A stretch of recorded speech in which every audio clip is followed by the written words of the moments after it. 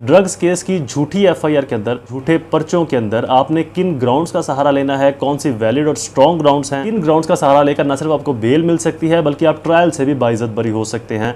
मुकदमे के बाद आप इनके खिलाफ कार्रवाई भी कर सकते हैं। ऐसी झूठी, मनगढ़ंत, बेबुनियाद और बदनीति पर मबनी एफआईआर से आपने कैसे बचना है। अस्सलाम वालेकुम फ्रेंड्स, कैसे आप सब? Sure all are fine. This is Mubashar Iqbal Chauhan, advocate high court.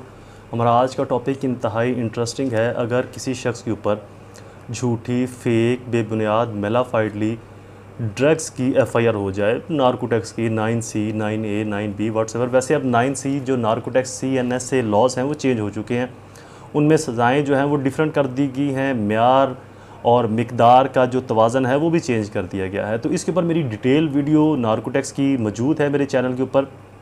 मैं उसका लिंक भी नीचे लगा दूँगा इस वीडियो के डिस्क्रिप्शन में, तो उसको भी आप देखिएगा। उसके अंदर मैंने डिटेल चीज़ें डिस्कस की हुई हैं कि अब सज़ाओं का म्यार क्या है, किस क्वांटिटी के ऊपर कितनी सज़ा है और किस क्वालिटी पर कैसी सज़ा है, किस ड्रग्स की क्या सज़ा है। इन तमाम चीज़ों को मैंने डिटेल के साथ एक्सप्लेन किया हुआ है। खैर, आज के टॉपिक पर वापस आते हैं। अगर किसी के ऊपर झूठी, बेबुनियाद, मनगढ़ंत एफआईआर हो जाए नार्कोटिक्स की, CNSA लॉ से रिलेटेड, ड्रग्स से रिलेटेड, मुनशियात से रिलेटेड, तो वो उस झूठी एफआईआर के बाद किस तरीके से कोर्ट का प्रोसीजर का सामना करे और ऐसे कौन से प्रिकॉशंस, मेजरमेंट्स को अडॉप्ट करे जिससे वो बाइज्जत तरीके से बरी भी हो सकता है, और बरी होने के बाद उसको क्या करना चाहिए।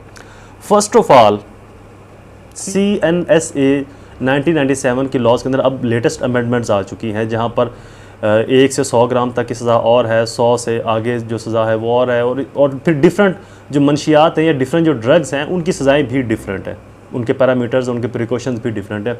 इनके ऊपर मेरी बड़ी इंपॉर्टेंट जजमेंट्स भी अपलोडेड हैं। जजमेंट्स की प्लेलिस्ट में जाकर आप वो भी देख सकते हैं। उसके अंदर मैंने बहुत सारे जो चैन ऑफ एविडेंस हैं, चैन ऑफ विटनेस हैं, पुलिस का प्रोटोकॉल प्रोसीजर क्या है, पुलिस का गिरफ्तारी का प्रोटोकॉल क्या होगा, गिरफ्तारी के बाद का प्रोटोकॉल क्या होगा, तफ्तीश के प्रोटोकॉल्स के ऊपर मैंने बड़ी लेटेस्ट जजमेंट जो है वो अपलोड की हुई है, उनको ज़रूर सुनिएगा। अगर किसी पर झूठी एफआईआर हो जाती है, अगर तो वो गिरफ्तार नहीं हुआ, तो सबसे पहले उसको एंटिसिपेटरी बेल या प्री अरेस्ट बेल फाइल करनी चाहिए। और अगर वो गिरफ़्तार हो चुका है अनफॉर्चुनेटली, तो देन उसको, क्योंकि 95 केसेस के अंदर मुल्ज़म गिरफ़्तार हो चुका होता है जब उस पर एफआईआर होती है CNSA की, तो लिहाजा गिरफ़्तार होने के बाद का जो प्रोसीजर है वो ज़्यादा अहमियत का हामिल है, उसके ऊपर हम आज ज़्यादा जोर देंगे। तो अगर मुल्ज़म गिरफ़्तार हो जाए तो देन उसकी पोस्ट अरेस्ट बेल फाइल होगी, जो कि डिफरेंट लॉज में डिफरेंट क्वांटिटीज़ के अंदर इसकी जो बेल मिलने के चांसेस हैं वो भी डिफरेंट होंगे। तो लिहाजा किसी ऐसे वकील को आप इंगेज करें जो इन केसेस के अंदर खातर ख्वाह महारत और तजर्बा रखता हो, ताकि वो आपके केस को डीपली समझ सके। ऐसी मनगढ़ंत और झूठी जो एफआईआर होगी, आप सबसे पहले तो पोस्ट अरेस्ट बेल फाइल करेंगे सेशन कोर्ट के अंदर, मजिस्ट्रेट के पास अगर क्वांटिटी कम है, या फिर आप सेशन कोर्ट से बेल कैंसिल होती है तो आप हाई कोर्ट में भी बेल फाइल कर सकते हैं। कोर्ट को चीज़ बताएं कि आप पर जो एफआईआर हुई है वो प्लांटेड एफआईआर है, वो उसका स्क्रिप्ट थाने में बैठकर लिखा गया है। उसके अंदर जो chain of protocols of arrest हैं, जो चैन ऑफ एविडेंस है, वो मुकम्मल प्रोसीजर को फॉलो नहीं करती। वहाँ पर जो जो चीज़ें रिक्वायरमेंट्स हैं, जो चीज़ें ज़रूरी थी, उनको फॉलो नहीं किया गया। इसके ऊपर मेरी प्लेलिस्ट के अंदर जजमेंट्स की सीरीज़ में बहुत सारी वीडियोज़ अपलोडेड हैं, जहाँ पर मैंने प्रोटोकॉल्स के बारे में, चैन ऑफ एविडेंस के बारे में बताया गया है। तो उनको सुनकर आप अपने आर्गूमेंट्स को प्रिपेयर कर सकते हैं। पुलिस ने प्रॉपर प्रोसीजर को फॉलो अप नहीं किया, ये चीज़ बहुत इंपॉर्टेंट है। Planted follow up procedure, politically pressure, मेरी इनके साथ तलह कलामी हुई वहाँ पर, और इन्होंने मुझे थाने में ले जाकर बंद कर दिया, क्योंकि 80% जो एफआईआर्स हैं उनमें मुकदमात में मुल्ज़म बरी हो जाते हैं, वो झूठ पर मबनी एफआईआर्स होती है, प्लांटेड एफआईआर्स होती हैं, उनका सच्चाई के साथ कोई ताल्लुक़ नहीं होता।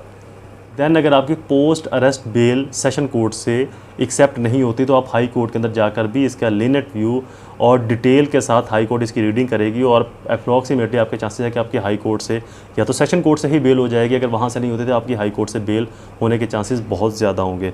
हाई कोर्ट से आपके पास अगर स्ट्रॉन्ग एविडेंस हैं कि मेरे ऊपर जो एफआईआर ये प्लांटेड है, तो आप हाई कोर्ट के अंदर एफआईआर की क्वाइशमेंट के लिए भी एप्लीकेशन दे सकते हैं 561 के तहत, कि जनाब जब एफआईआर हुई और मेरी जो लोकेशन थी या जो मेरी जो एविडेंस है, जो मेरे पास मौजूद स्ट्रॉन्ग एविडेंस या विटनेस है, मैं वहाँ पर मौजूद ही नहीं था, तो इन्होंने झूठी एफआईआर दी और मुझे कहीं और से उठाकर उस एफआईआर के अंदर नॉमिनेट कर दिया। तो इस सूरत में आप एफआईआर की क्वेश्चन भी फाइल कर सकते हैं हाई कोर्ट के अंदर। पर्सनल दुश्मनी, पॉलिटिकल प्रेशर, कोई और pressure, planted case, planted evidence, किसी और के साथ ग्रज है, किसी पुलिस वाले के साथ कोई इशू है, मेरा रिलेटिव्स का पुलिस वाले के साथ इशू है, या मैं किसी ऐसे केस के अंदर या किसी ऐसी जगह पर था जहाँ पर इनको ये इशू प्रॉब्लम थी, तो ये कुछ ग्राउंड्स का आप सहारा ले सकते हैं। इसके लिए सबसे मजबूत और सपोर्टिंग एविडेंस कौन सी होंगी आपके पास, याद रखिएगा, कॉल रिकॉर्ड्स आपके स्ट्रॉन्ग एविडेंस के अंदर आएगी, सीसीटीवी फुटेज, लोकेशन प्रूफ और विटनेस स्टेटमेंट। ये 4 ऐसी चीज़ें हैं जो आपकी स्ट्रॉन्ग एविडेंस के अंदर फॉल करती हैं।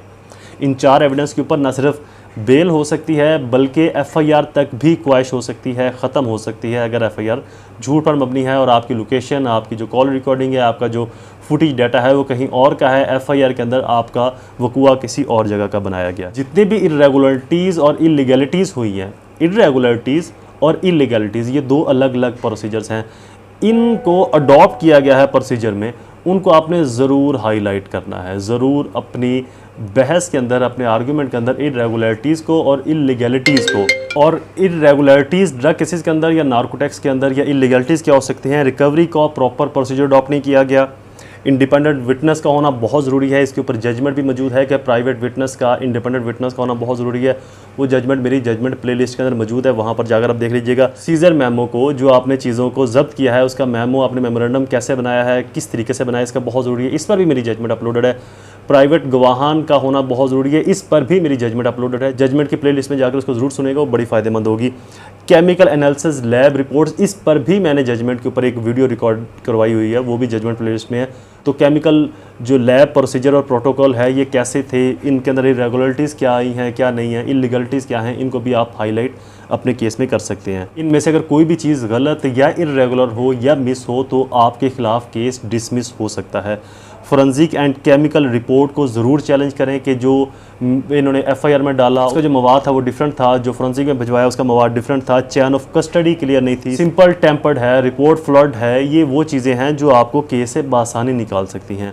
सो मीडिया से ज़रूर बचें इस तरह के केसेस में, चूँकि ड्रग केस चाहे झूठा भी हो ये आपकी रेप्यूट को बहुत डैमेज करेगा। तो अपने लॉयर के मशवरे के ऊपर अमल करके ही आप चलें, कब आना है कब नहीं, क्या करना है क्या नहीं, क्या बोलना है क्या नहीं बोलना, ये चीज़ें बहुत ज़रूरी हैं। डेफामेशन केस, जब आप इस केस से बरी हो जाएं तो आप उन पुलिस ऑफिसर्स के ख़िलाफ़, उन लोगों के ख़िलाफ़ आप डेफामेशन का केस भी कर सकते हैं, फॉल्स प्रोसिक्यूशन, झूठी एफआईआर करवाने का क्रिमिनल केस भी फाइल कर सकते हैं, और आप हरजाने का सिविल दावा भी फाइल कर सकते हैं। ये बड़े स्ट्रॉन्ग इस तरह की एविडेंस, ये बहुत स्ट्रॉन्ग केस होगा उसके खिलाफ, क्योंकि आपके खिलाफ एफआईआर ऑलरेडी खारिज हो चुकी है, तो आपको मजीद एविडेंस की ज़रूरत नहीं है, वही एविडेंस काफ़ी होगी उनके खिलाफ, उनको सज़ा दिलवाने के लिए भी और उनसे जुर्माना, हरजाना, कंपनसेशन आपको दिलवाने के लिए भी। पाकिस्तान के अंदर नार्कोटिक्स CNSA के जो लॉज है वो बहुत स्ट्रिक्ट हैं, उनके अंदर जल्दी ज़मानत या एफआईआर नहीं होती। अपने वकील के साथ अच्छी तरह से कोऑपरेशन कीजिए, चीज़ों को शेयर करें एक दूसरे के साथ, छोटी छोटी बातें, छोटी छोटी चीज़ें भी आपको इस केस से बचा सकती हैं, और किसी छोटी सी चीज़ को अगर आपने मिस कर दिया तो वो चीज़ आपको इस केस में फंसा भी सकती है।